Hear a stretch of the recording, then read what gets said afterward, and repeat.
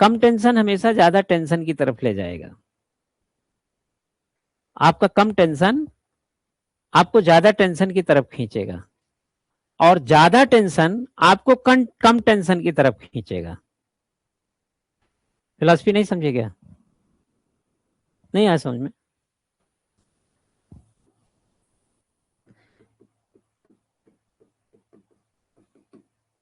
ये टेंशन है, तनाव। आपके पास एक तनाव आया, तनाव में क्वांटिटी कितनी है तनाव की? प्लस प्लस प्लस प्लस, माना 4+। ये मैक्सिमम क्वांटिटी है तनाव की, इतना झेल सकते हैं आप।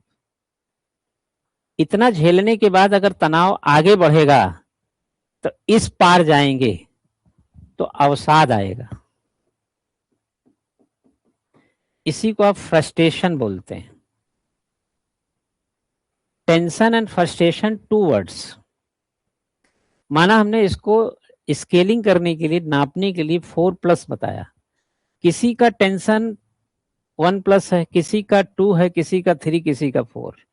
अब अगर उस टेंशन को रिलीज नहीं किया जाता है तो वो चला जाएगा फ्रस्ट्रेशन की तरफ। पीटर डकर के हिसाब से चलें, जो कि उन्होंने क्या कहा है मैं उसको सरल करके बता रहा हूं। उनका ये मानना है कि हम तनाव से तो वापस लाते हैं, लेकिन अवसाद से वापस लाने के कई रास्ते बंद हो जाते हैं। इसलिए एक सजग प्रहरी के तौर पर, एक वॉचमैन के तौर पे हमेशा तनाव पर ही अपना कैलकुलेशन कर लेना चाहिए। तनाव कई हो सकते हैं, और तनाव के मुख्य वजह क्या होते हैं? तनाव के मुख्य वजह है डिजाइन क्रिया। डिजाइन क्रिया, अगर हम डिजाइन क्रिया को देखें तो हमारे पास क्या होता है? रोज 24 घंटे होते हैं। हमारे पास क्या होता है? रोज एक रोजमर्रा होता है, रोजमर्रा की जिंदगी। हमारे पास क्या होता है? रोज हमें भोजन की आवश्यकता होती है। हमारे पास क्या होता है? रोज हमें अपने उम्र के हिसाब के फैसले होते हैं। हमारे पास क्या होता है? रोज हमारे पास एक कम ज्यादा का सामाजिक घटक होता है। हमारे पास क्या होते हैं? रोज हमारे पास हमारे जीवनचर्या को एनर्जी देने के लिए एक कम ज्यादा का आर्थिक घटक होता है। अब हमें पता करना है कि हमारा तनाव किस श्रेणी में कहां खड़ा है।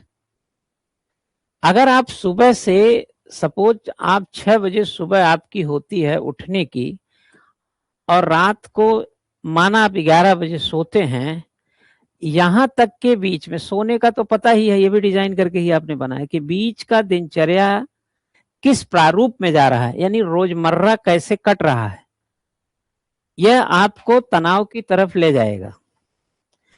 आपका भोजन कैसा चल रहा है, यह आपको तनाव की तरफ ले जाएगा। आपके फैसले कैसे हैं, यह भी तनाव की तरफ ले जाएगा। आपके सामाजिक घटक कैसे हैं, ये भी तनाव की तरफ ले जाएगा। और आपके आर्थिक घटक कैसे, ये भी तनाव की तरफ ले जाएगा। इसके अलावा भी बहुत सारी चीजें क्रिएट की जा सकती हैं जो तनाव में कम ज्यादा काम करती हैं, जो चटनी अचार की तरह होती है, दाल भात की तरह नहीं होती हैं। आपने इसको डिजाइन नहीं किया। रोजमर्रा तकलीफ में भोजन की आवश्यकता, भोजन एक भोजन है, भोजन का भाव आपके शरीर की ऊर्जा से संलग्न है, न कि किसी प्रलोभन से, न किसी की केवल स्वाद से है। आप अगर 200 रुपए के मोमो, मैगी, होटल पोटल खा रहे हैं और खाना नहीं खा रहे हैं, तो यह कहीं ना कहीं कम ज्यादा तनाव ये पैदा कर देगा कि आज दिन भर तो हम फास्ट फूड खाए, खाना नहीं खाए। आपको कम ज्यादा एक आध प्लस तनाव की तरफ ले जाएगा। आपने अगर कोई ऐसा फैसला किया कि पढ़ने के बजाय घूमने में समय लगा दिया, तो आपको ये तनाव की तरफ ले जाएगा। ऐसे बहुत सारे जो घटक हैं वो तनाव के। अब आपका जो फैक्टर है, जो ये समझने वाला प्रॉब्लम है, वो किस लेवल पे है।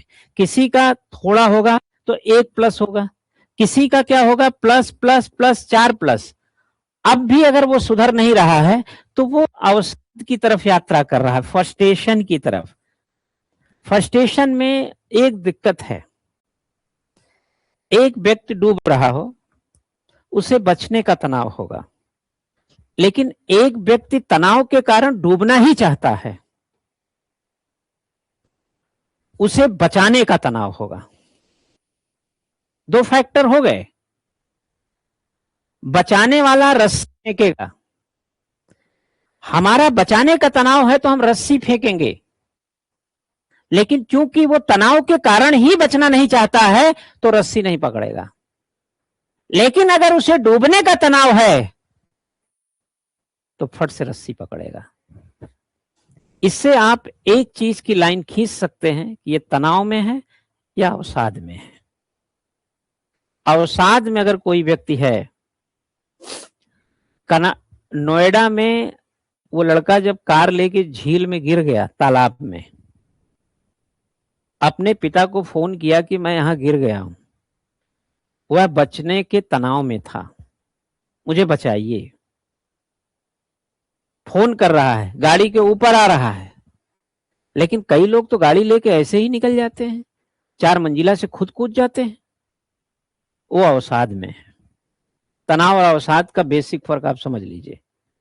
और तनाव के बाद ही अवसाद आता है, अवसाद एकाएक नहीं आता है, ये उसकी पूर्व की प्रक्रिया है। 10वीं का रिजल्ट के बाद 11वीं आएगा, एकाएक कोई 11वीं नहीं जाता है। अब इसको घटाएंगे कैसे?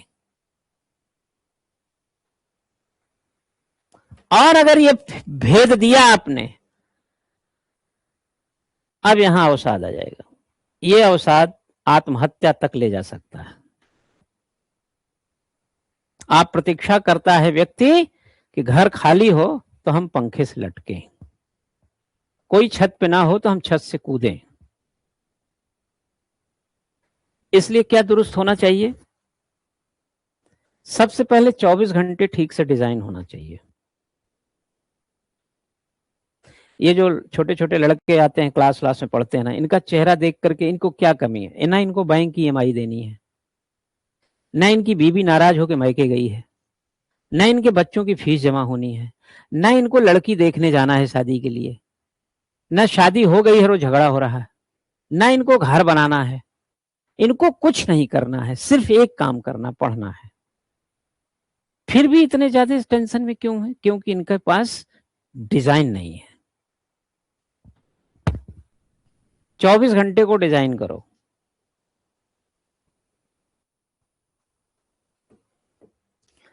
चौबीस घंटे को डिजाइन किया, रोजमर्रा पटरी पे चलेगा। क्या नहीं खाने हैं कोई काफी फैसला करो, कुछ भी नहीं खाना है। भोजन का जो नियोजन है वह भी आपकी दिनचर्या का हिस्सा होना चाहिए। लेज लटका था दुकान पे, 20 रुपए का लेज ले लिया, रास्ते में जा रहे थे समोसा ले लिया, रास्ते में जा रहे थे ये कर, अरे क्या तुम्हारा ये कोई वो क्या बोलते हैं दिल्ली का कूड़ा घर है, कुछ भी डाल रहे हो? सब टेंशन देंगे तुमको। ये टेंशन क्यों देंगे? क्योंकि आपके फैसले ठीक नहीं है। कोचिंग नहीं आ रहे हैं अगर, और आप कोचिंग नहीं आ रहे हैं तब भी आप तनाव में ही हैं। आप ये मत, हमसे होशियार तो आप अभी हुए नहीं हैं, थोड़े वक्त लगेंगे, आप मुझसे भी ज्यादा होशियार होंगे, लेकिन अभी नहीं हैं। आप घर में अगर कोचिंग के टाइम में घर में रहेंगे तो आप सिर्फ तनाव में रहेंगे। या तो कोचिंग छोड़ दीजिए, कब कोचिंग नहीं जाना है, धीरे धीरे तनाव का लोप हो जाएगा, उधर ध्यान ही नहीं जाएगा। फैसले क्या किए? और आपका सामाजिक घटक कैसा है? सामाजिक घटक का एक सब डिवीजन करेंगे तो यहां पारिवारिक घटक आ जाएगा, और आर्थिक घटक। जब जेब में हमारे 100 रुपए है तो हम 150 की कल्पना कर क्यों घूम रहे हैं? हमें नियोजन उसी में करना है ना। तनाव क्या हो जाएगा? घटता जाएगा, खत्म होता जाएगा। ठीक। तनाव का सिद्धांत क्लीवलैंड ने दिया।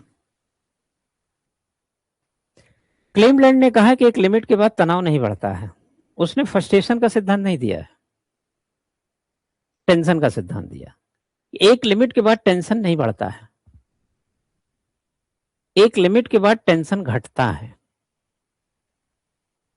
लेकिन एक लिमिट के बाद टेंशन कब घटेगा? जब आपको डिजाइन करना आने लगेगा। अगर आप तब भी डिजाइन नहीं कर रहे थे, क्लीवलैंड आगे कुछ नहीं बताता है, फिर तो पीटर ड्रकर में चले जाएगा और साथ में, और यहां पंखा, फिर बिल्डिंग।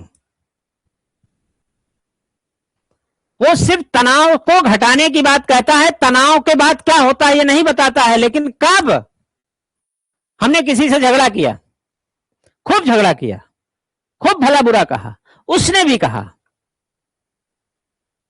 हमने कहा मुझे तुमसे बात ही नहीं करनी है, बेकार आदमी हो तुम, 2 कौड़ी के आदमी हो, आज से हम बंद।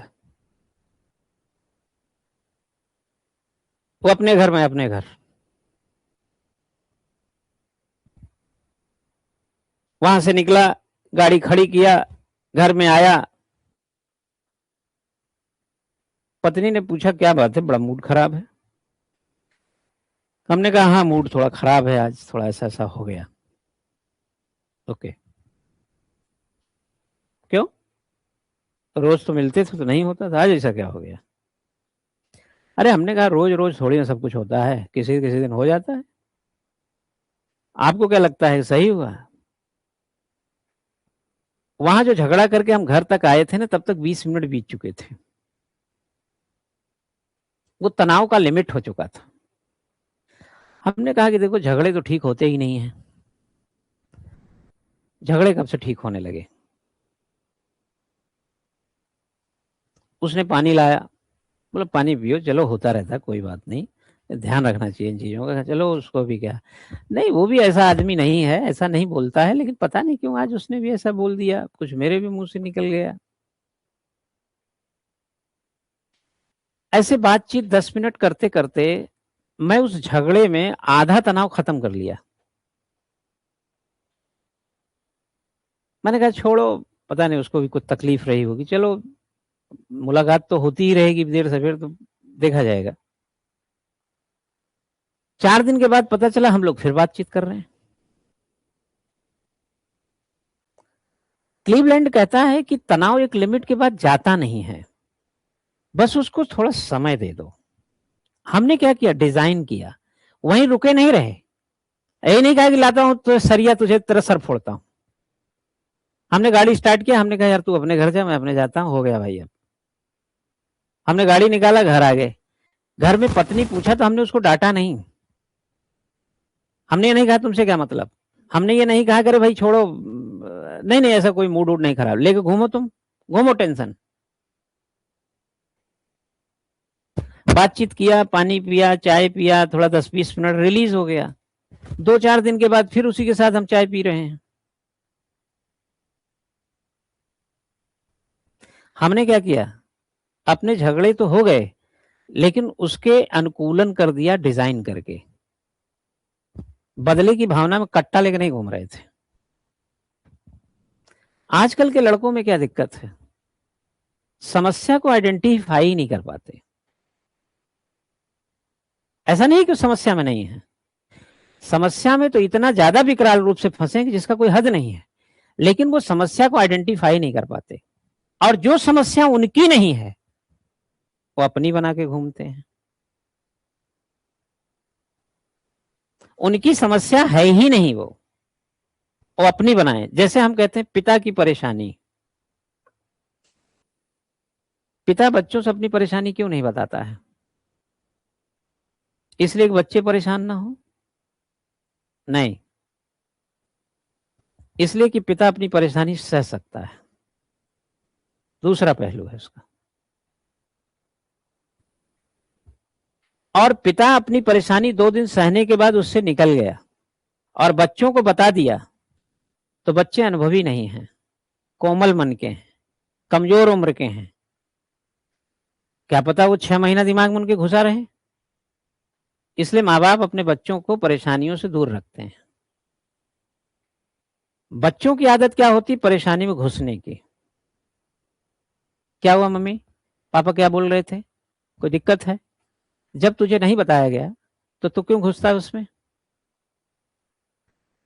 वो इसलिए बचा रहे हैं कि तू अपना ठीक से रहे, मैं तो 2 दिन में झेल लूंगा, तुम क्यों घुस रहे हो। अब जैसे एक उदाहरण देता हूं, आप अपने घर से खर्चे मंगाइए, पिताजी से बोलिए कि 10,000 रुपए कमरा का किराया खाने का चाहिए।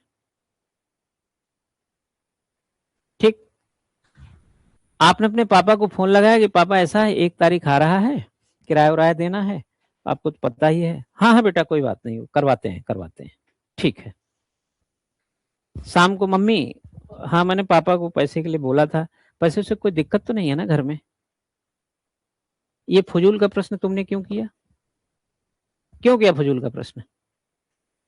माँ हो सकता है कि अपने सेंटिमेंट्स को नहीं रोक पाई, बोली हाँ तेरे पापा आजकल थोड़े से कुछ वो काम कराए थे ना, उसके कुछ पेमेंट वगैरह थे वहां दे दिए थे, अभी कुछ कहीं पेमेंट देना था परसों कह रहे थे, और चल कोई नहीं भेजेंगे कहीं से तो करेंगे ही, कुछ बंदोबस्त करेंगे। पिताजी ने क्या कहा था? उन्होंने कहा कि हमने यहाँ देना था वहां देना था ये देना था? उन्होंने कहा हाँ हो जाएगा। अरे तो तुम प्रश्न ही क्यों पूछने गए?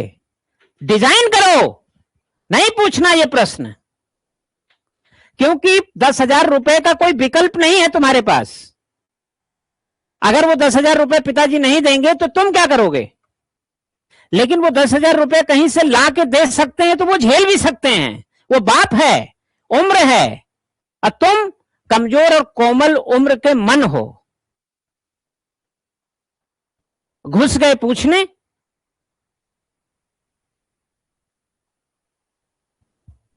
ये गलती करते हैं बच्चे, सब जानना चाहते हैं।